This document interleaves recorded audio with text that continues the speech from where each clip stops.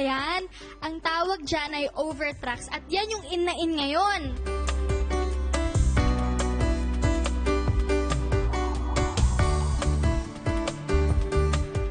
Anyway, hi guys!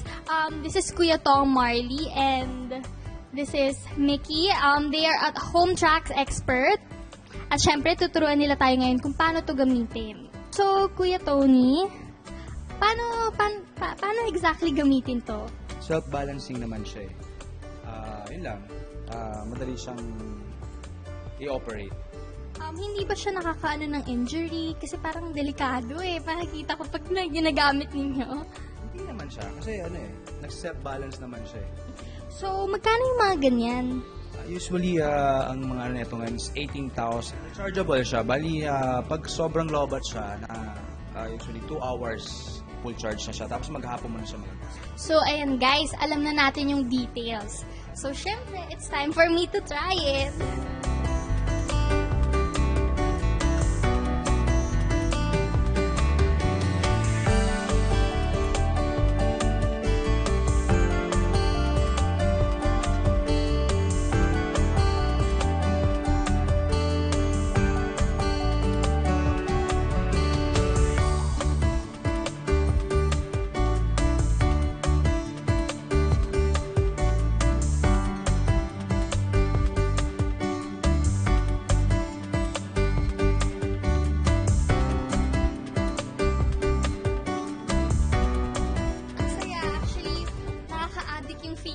Pag sinimulan mo to.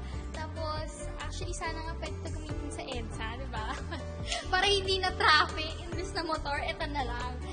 Meron na akong bagong natutunan tungkol sa mga uso ngayon. At ito, I'm sure lahat ng tao ngayon, especially yung mga kabataan, mag-enjoy dito.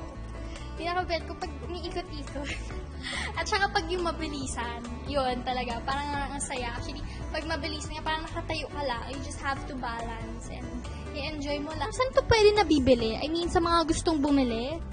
Sa like our page, TM Tracks, or add nyo ako sa Facebook, Tong Marley. Yun, yung maintenance niya, wag lang siyang mababasa. Kasi yung electronics niya sa loob is medyo sensitive. Yun lang. Paano kapag basa yung kalye? Pwede po bang gamitin? Siguro mas magandang wag na lang kasi para hindi siya masira kagad. Ayan, thank you guys! Ayan mga Mars! Alam niyo na to ha. Ayan, sobrang saya po ng experience niya. Sobrang dali lang, nakaka-addict, sobrang exciting. I'm sure you guys will enjoy. At syempre, maraming salamat po at sinamahan niyo ako ngayon. Kaya mga Mars, alam niyo na, itry niyo to.